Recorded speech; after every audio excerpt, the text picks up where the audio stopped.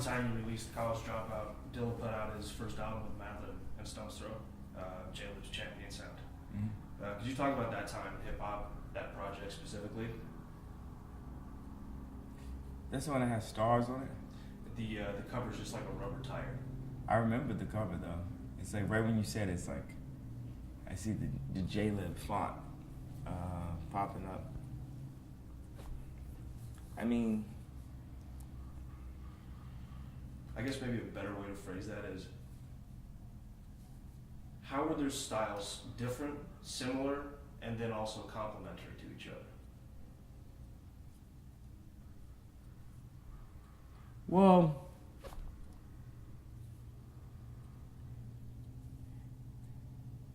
I just think that Dilla maybe perhaps might have been a bit more of a scientist, perfectionist, and Madlib might have just been a bit more crazy, just MF Doom, ODB, with it. And that combination is like, that juxtaposition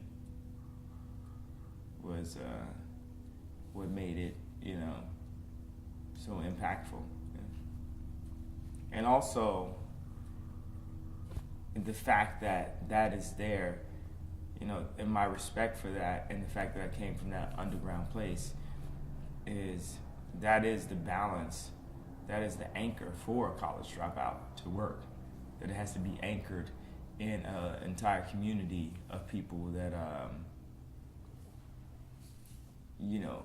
believed in a certain type of anti-radio music.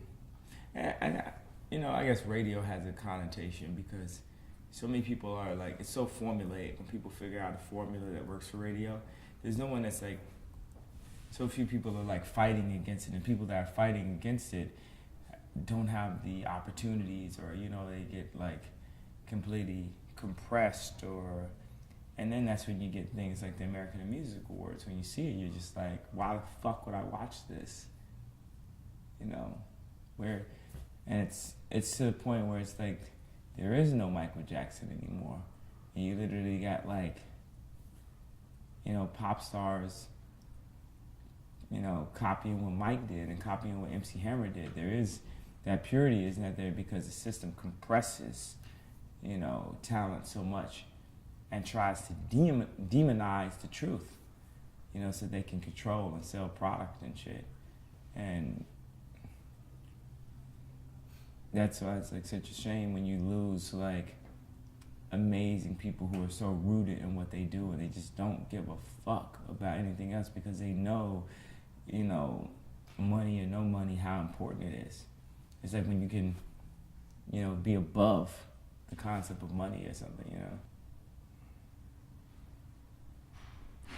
I'm lucky because I'm from Chicago, and because I'm from Chicago, I don't give a fuck.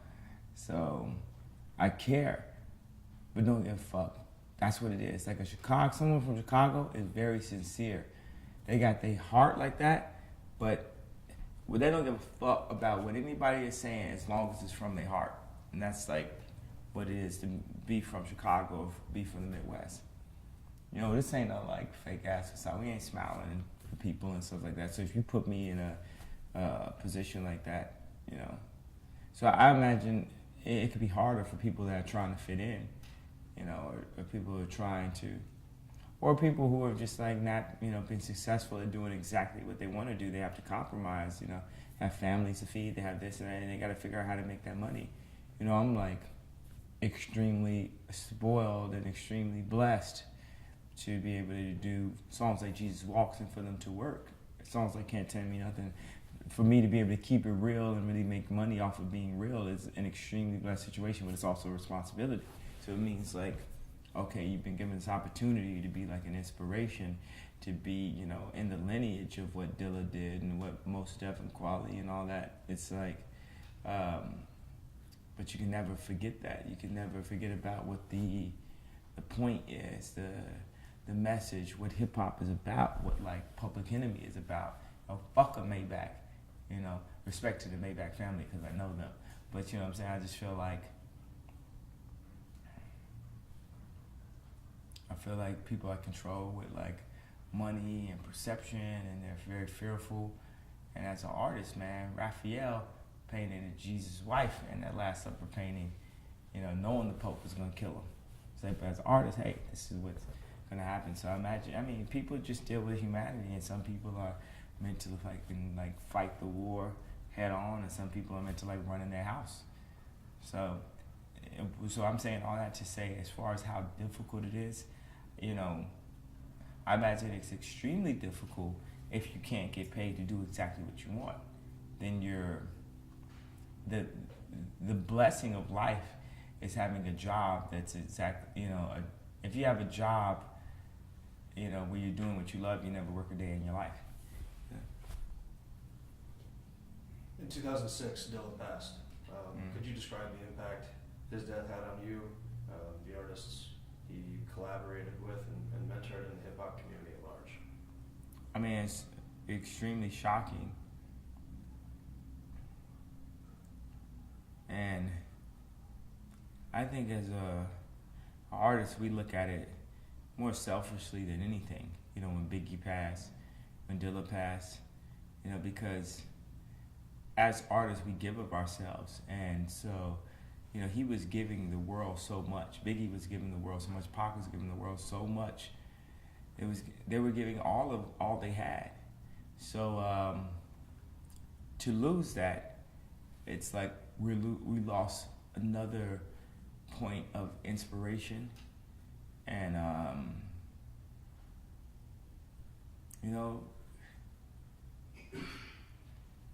it's amazing. How could we lose? Biggie, Pac, Dilla, Steve Jobs, Michael Jackson. It'll almost make you feel like the devil's winning, like the fucking system is winning and shit, because all these people that fought so hard, and that's what gives me my fight. Just thinking I have to work on behalf of Dilla. I have to when I put a weird ass fucking this Jamaican sample, it's it works at first, but it's not till I put the that it sounds like art or sounds slightly wrong. And now we'll go to the radio. Now that it's wrong, motherfucker. Now play this 5-minute song that completely fucks up your programming. Play this. That's in lineage of it's the best respect that we can pay to great artists that have inspired us so much, is to never sell out. We gotta fight. We gotta make music, and we think if Dilla was alive, would he like this? If Biggie was alive, would he respect what we're doing now? When we name the song "Niggas in Paris," that shit is so brash. And if Grammys don't nominate that as Song of the Year, then fuck them. And we keep the shit hip hop, and we just keep it moving. That's all it is.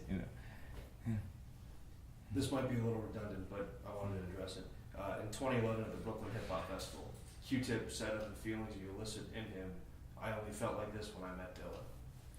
What do you think Tip meant by that?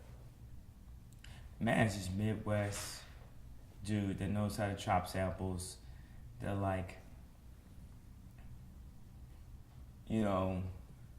there's rules of hip hop, but it's funny because my girl bought me this chain and shit, and there was this kind of anti thing that people are really strong on, anti jewelry, anti this, and we all know Dilla was definitely on the side of wearing some jewelry, but to have that juxtaposition was so weird for someone to be so talented and still wear jewelry, because it felt like at a certain point the jewelry wearers were the less talented. But I could see through it and be wait a second, Jay-Z's really talented though, regardless if a backpacker hates jewelry or not. And Dilla was on that side, and I think I just gave a really similar Midwestern vibe. It's so funny because Kamal just hit me today and shit was yo, can you get on the phone? And it's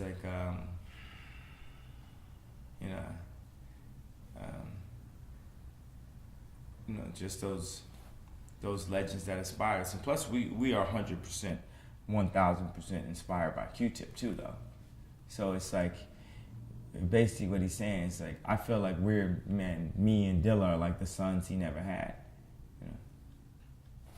Let's return to Madlib. Quasimodo, Lord Quas, the beat conductor. The list goes on. Who is Otis Jackson Jr. to Kanye West? Well, it's funny because when we were doing Dark Fantasy, you know, I had this Madlib joint, and the song was "No More Parties in L.A." And RZA told me to not do the song. He's like, yo, because you know LA niggas gonna take it the wrong way and shit. And actually, the sample for it was the same shit I used on New God Flow. I used to shake that bar because I was like, this is the most amazing fucking sample. And also, that was, you know, Ghostface got that from an old school record also. So, it was good just to vibe. I went and like met with Doom, and like Madlib had his whole record set up in the other room, and Crawley came through that night. And it's just those moments where you meet with these people and you understand that, you know, that this is a culture and a lifestyle and an inspiration for so many. And it's not like a fad. It's not just like a spray painted fucking t-shirt or something. It's like literally, when I was 14, you know, I was considered weird coming out of Chicago because I was just hip hop as fuck. And it feels like amazing when you can walk into these spaces and, you know, live inside of that creative zone when people just keep it, you know, to that level of purity. Because, you know, the music can mean everything, and it is everything, and like how close you get to those samples and the nuances and the way you chop it up and the people's appreciation for it is an amazing art form and a culture, man. It's like this shit, hip hop is just as important as Basquiat and Warhol, you know. It's, in a way, it seems like it's been made less important because of the importance that it's had to commerciality or commercial products or something, you know. So, you know, I give these like weird roundabout answers and shit, but that's, yeah. But sometimes the answer isn't like just black and white like that. I could just paint the scene of how I felt sitting there with Madlib, you know, working on these tracks and just hearing the textures. And, you know, my thing as Kanye West is when I'm working with it, working with Dilla, working with Madlib, or working with Tip, or working with RZA, is just to see it and understand what it is I felt about it, that, you know, what Tip or RZA gave me as a kid, because they gave me more than money, you know, they gave me inspiration, you know, and how to, you know, take the elements of greatness and only the elements that can be understood in that year that is coming out, and forevermore though, you know. So a moment like Dark Fantasy, or like, you know, like on All the Lights, like Tip added like those weird Jamaican big snares in the back, or like Chain Heavy and things like that. So, or even like I still go through old Dilla mixtapes. Matter of fact, now that you brought this up, we have to get like some more Madlib beats for the next, you know, next projects. Yeah.